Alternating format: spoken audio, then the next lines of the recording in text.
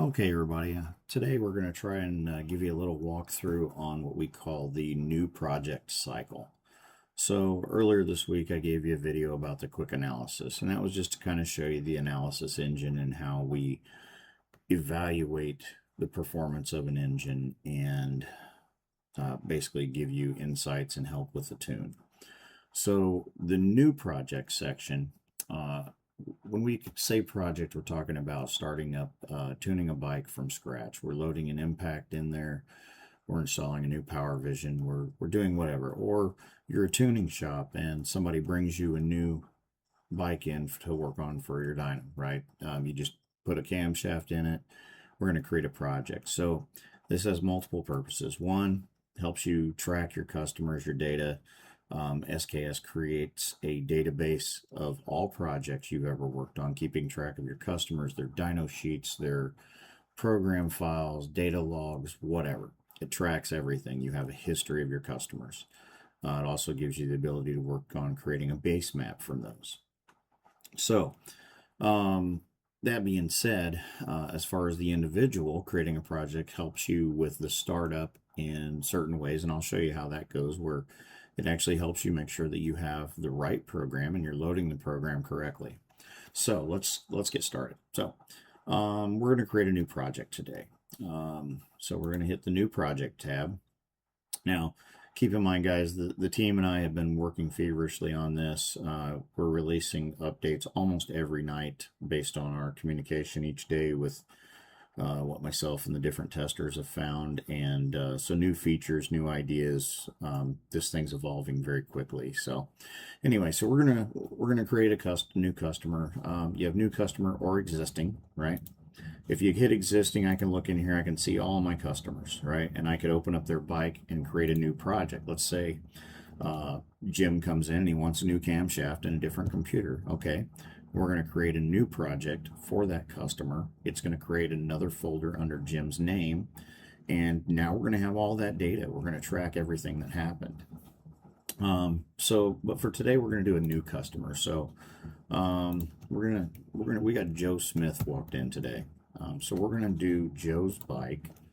And I'm going to use some files I already have since I don't actually have the bike here. We're just doing this for a demo. So we're going to say Joe's got a 2022. He's got a Harley. It's a Street Glide. Not worried about the VIN number right now. I've got that turned off for this demo since I don't actually have an impact hooked up to this computer right at the moment. But if we put the VIN number in here, I'll show you here in a minute how that could actually help you here with your build. Mileage. This is something more tailored for shops. You can use it. You don't have to use it, whatever you want, but sometimes it is good to keep track of your customers. He brings it back later. Hey man, this I've barely driven this thing and it's blown up. Well, you've put 4,000 miles on it since you left here. So anyway, so that being said, so we've got Joe Smith entered in our customer information and his bike is in here. So let's put in what Joe's build is. Well, it's a Milwaukee 8 because it's 2022. He's a twin cylinder, obviously. The bore on this bike, we're going to say he's got a 132, so 4.32 bore, 4.5 stroke. We're going to go ahead, it's a 132. It's not a VVT bike. Camshaft, he's got S&S 550C. We're going to say he put some ported heads in here. And compression, he went with 11-1. Throttle body, no, he did a 64 millimeter. Now, if you notice any of these that are drop down, I've got a pretty limited amount of options in here. You can always click new and add new ones, and it just continues to expand your configuration database as well. This information may seem a little trivial right now.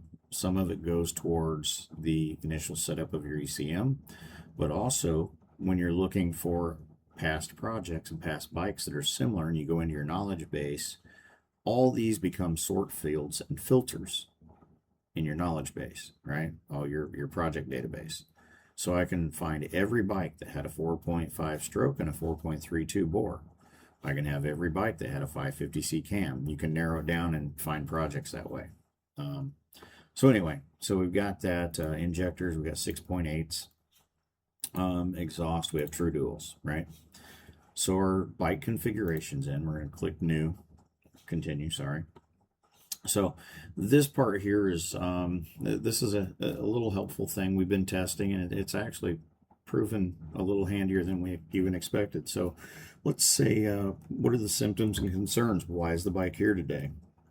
Well, let's say we have mild popping, don't mind my typing, and hesitation under 2,000 RPMs, and idle when cold is higher than expected. Okay, and you'll see what that's about later. And this also, again, is part of documentation. Why was he in here? Okay, here are the problems we had on that day, but there's more to it than that. So now we have two options. Today we're going to do a road tune because clearly I don't have a dyno on here right now. Dyno tune, that's a whole other process that allows you to load dyno sheets in. You get more evaluation and more data. We're doing a road tune, okay? Yes, to everybody out there that says you can't do it without a dyno, you can. There's definitely benefits to having a dyno, but Impact as well is a very capable controller without a dyno. So anyway, so we're going to select a dyno tune. We're going to hit continue. Okay. All right. Select the controller and starting calibration. So the system's process and workflow from this point on is based on what kind of controller you have. Well, we're doing an Impact, right? We've got a list here of all the different stuff we've got covered. This bike's an Impact. Does the customer have a suitable base tune for the motorcycle's current condition? If I was to click no and I had a database connected to this demo PC right now, what would happen is this would bring up the base configuration files in our database that you store in SKS, and that is a global base file, or you can search your existing ones. It would bring that up, and we would have all of our filters that we entered on the first page would be filtering data to show us if we have any base files that are close enough of a match that we could start there. We're not going to do that right now. We're going to do the quick and easy. We're just saying, yep, we already have a tune. So here we go. I actually happen to have a tune very similar to this. We're going to say this is the Brad and Steve project, for those that know. So anyway, we've loaded our base program. So this is a kind of an interesting section here. Now that we've selected the program and we have all that data entered for the bike, all of our configuration info, this section is actually looking at all the parameters and values inside of your program and comparing it to the configuration you put in for the bike. So what matters there is, you might say you grab a base tune and there's one value in there you didn't know about. Well, that might be causing you problems you didn't know. So this is like a validation check, right? So was the engine size put in the ECM correctly? Yes, it matches 132. Injectors, well, the tune shows 683 cc, motorcycle configuration 6.8. The software's smart enough to know that's the same thing, right? Fuel mixture targets are in range, etc. Here's a good one. This catches everybody. For your knock retard calculations to work, you actually need an Impact to enter the bore size of the computer. Or, sorry, the bore size of the engine. Computer, geez. Anyway, so people forget to put that in there or don't know to. Well, this checks it. Does the bore size entered for the engine reside in the knock protection page and setup so that it's calculated correctly? Now, let's say that wasn't in there. This box would now be red instead of green. And what it's going to ask you, it's going to say the ECM says this, and your configuration you showed us says this. Which one is correct? And should you choose that the configuration of your bike is correct, what's going to happen is SKS is going to force you at the end of this stream of questions and checks. We get down here to the bottom, there's going to be another button pops up that says you have to create a new tune that matches your bike. Click the button, the tune is created, you go back to the top, load that new tune in, it runs all your validation checks again, and boom, we're ready to go. So here's another one everybody misses. We've got this in here. One of the things I can't do with SKS is calibrate your throttle body for you. You have to do that. You have to watch the videos and the training, follow the procedures, and install the impact correctly. So what we've got here is your reminder. Hey, did you calibrate the throttle body? If you did, yes, I agree. I did calibrate it. Because let me tell you, if you didn't and you try to go around it, the bike's not going to run right. You're going to be calling Ben trying to get help. Do yourself a favor, follow the instructions. They're there for a reason. Anyway, so yes, I validate that I did calibrate the bike. And now our continue button highlights. So now I go ahead and hit continue. So now I'm in the new project review. This is just kind of a page, gives a summary of everything that we've found. Everything's green. There's no red. We're good to go. So we're going to go ahead and create this new project. All right. We are now in our project cycle. It's an active project. Some of these features are only for engineering. We've got parameters that can be adjusted, things like that. Those won't be visible in a standard copy, but so we've got our bike here. We're going to go ahead and begin our road tuning session. There we go. All right, so this is going to say, okay, we need to verify, you need to guarantee me that the program that is in that bike is the one you loaded in here. And you say, yep, it is. That's the one. If there's any changes, you can save it, etc. Now it's going to tell you, so recommended ride plan. We want you to warm up the bike, get operating temperature before collecting useful data. Try to plan a 20 to 30 minute ride. Coverage includes steady cruise, light, moderate acceleration, decel and idle. Be safe, avoid aggressive operation until the tune is confirmed safe. Also, don't go get a ticket or get in a wreck on your bike or do anything stupid. Okay, after the ride, save the matching.mg files in Tuner Studio, apply the learned long terms, and save this post-application.msq. SKS will verify the VE application and clears both long-term fuel trim arrays in its generator revision. Standard workflow, guys. Follow the instructions. Okay, so we're now going to go out. We're going to ride this bike, right? Everything's going. We did it. We came back. We're going to continue. Boom, we're in here. Let's upload what we did. We've applied our long terms just like this said to do. So we're going to upload the returning program. Let's see here. Where did I get it?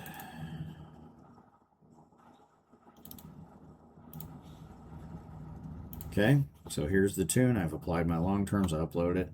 Now let's load the log files.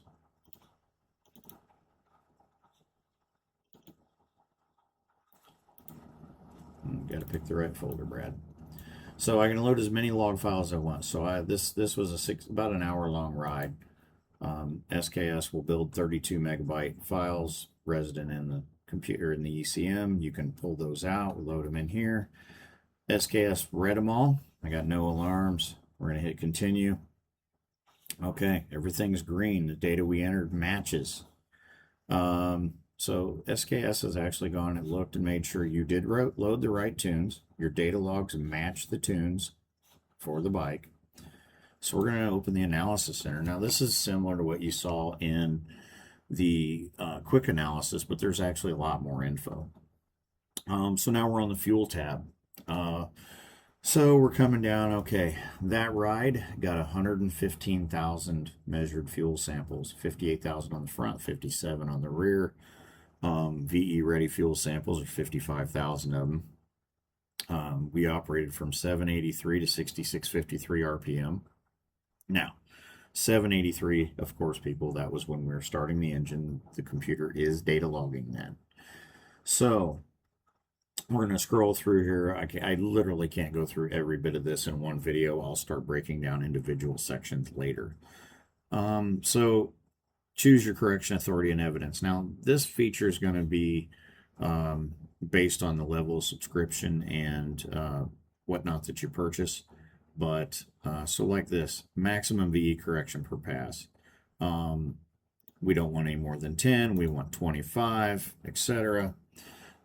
Evidence setting. So evidence is when we look at samples, how much do we trust them? Did we get enough samples in every spot on the table? Um, a full evidence setting is essentially the most filtering. Full means it takes 30 samples, 2 visits per sample minimum, or I'm sorry, two visits per cell, 30 samples minimum per cell for a cell to be qualified to have enough data to update. That's to make it safe, to make sure you're not getting flyers or any oddball little quirks. It's a smoother, slower learning process. We go all the way down here to minimal. Well, minimal's the fastest way to tune. It's not the most accurate. It'll get you there closer, but then you go to the full later to update. So we do that, and now we can scroll down here. So now we are in our measured impact AFR coverage by RPM/map. So this basically SKS pulled in the matching tables out of your impact, and it plotted out all the different cells that it recorded data, or enough data to be readable, right? So if I click this one has 2,413 samples. The AFR was plus or minus 0%. That one was dead on, no real change. This one, however, that's an oddball. We got 35 samples, but we had a plus 18% AFR error. That's not great. Some of these other ones, like here we say invalid, we only got 2 samples. It didn't make the cut. We're not going to correct on that. Okay. Now, so we go back down here a little further. This is our front cylinder. This is what we actually measured for error on every cell.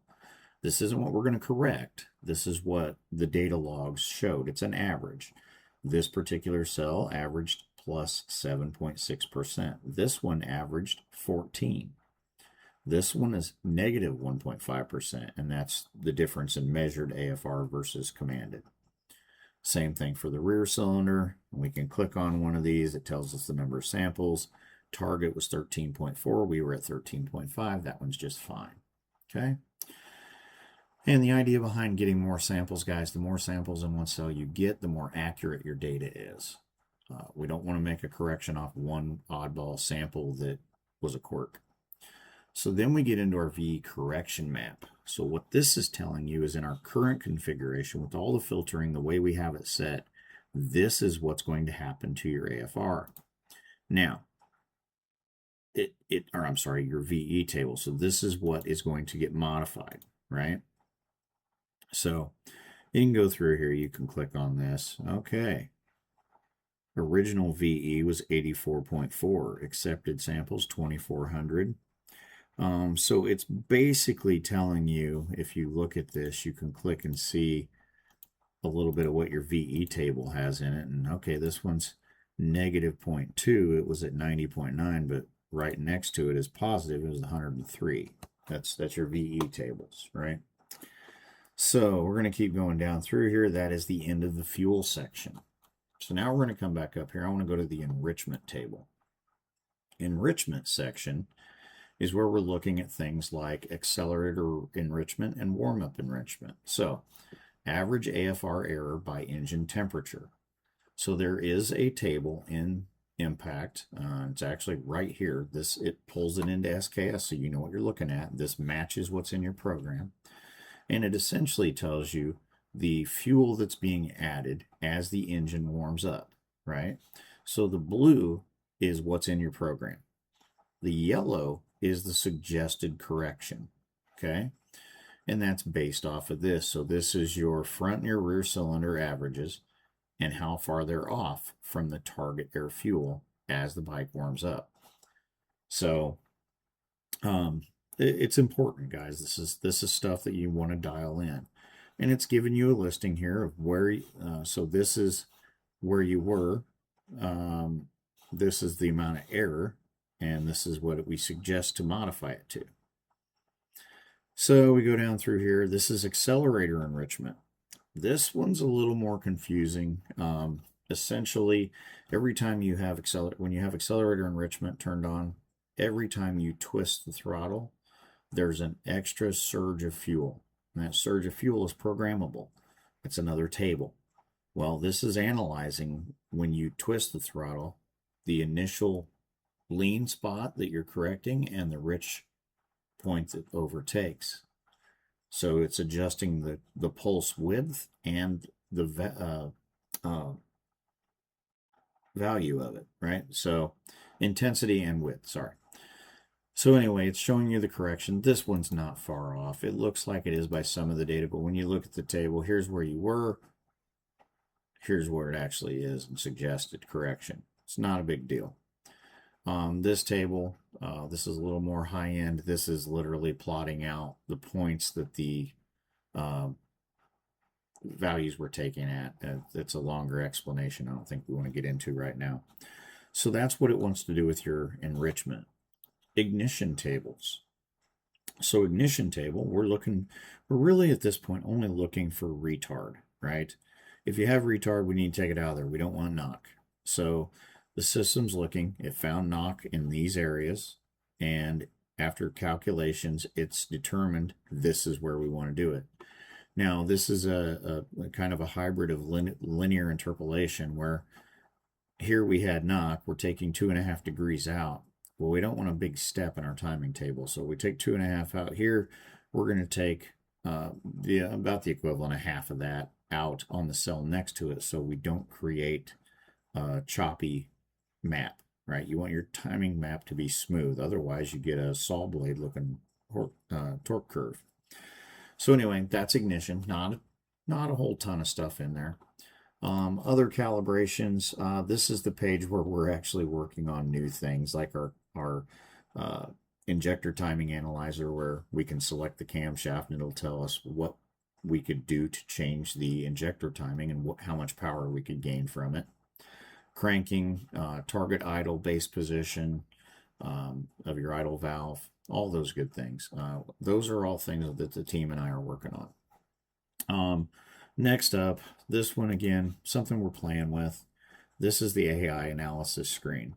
You see this is our symptoms we put in earlier. We can actually tell it to generate an AI report, and it actually goes off learned data, historical values, and it's going back and looking at the maps and data log and the symptoms you're describing, and it's telling you things to look for. It's a lot to read through. I'm trying to come up with a way to simplify that a little bit, but we've actually done a couple of tests. We actually loosened up an O2 sensor and asked it to tell us why the bike was popping out of one cylinder, and it looked at the data and came and told us to look for an exhaust leak on the rear cylinder. Pretty interesting. We'll see where that one goes. So if that all works out, everything's good, I like it. I'm going to go to my review and create a tune. And yes, it is going to create a tune. It's going to write the new program for us. So I'm reading down through here. I'm looking at everything that got done. Here it is.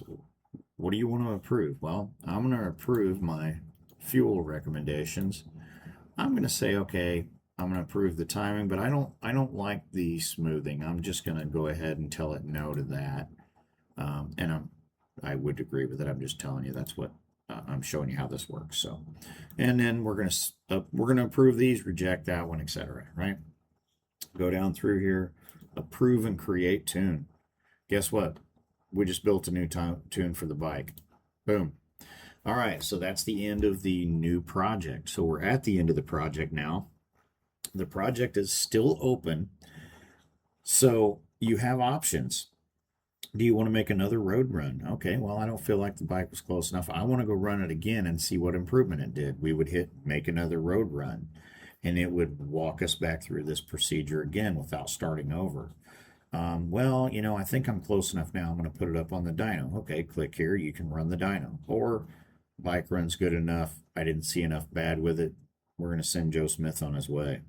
End the project. There you go, folks. That's the end of a new project run through on SKS. I'm going to start doing some more videos on this as we get going. We've got a ton of new options and things coming down the line for this. The guys are working on the Power Vision, WinPep 8 dyno integration. Thundermax is in process right now. We even got the Power Commander working. So Got some very talented individuals that have joined in on the team, and we're reviewing this every evening. So anyway, anybody has any questions, feel free to shoot me a message. I hope you like this. I'd love to hear your feedback and your thoughts. Tell me what you think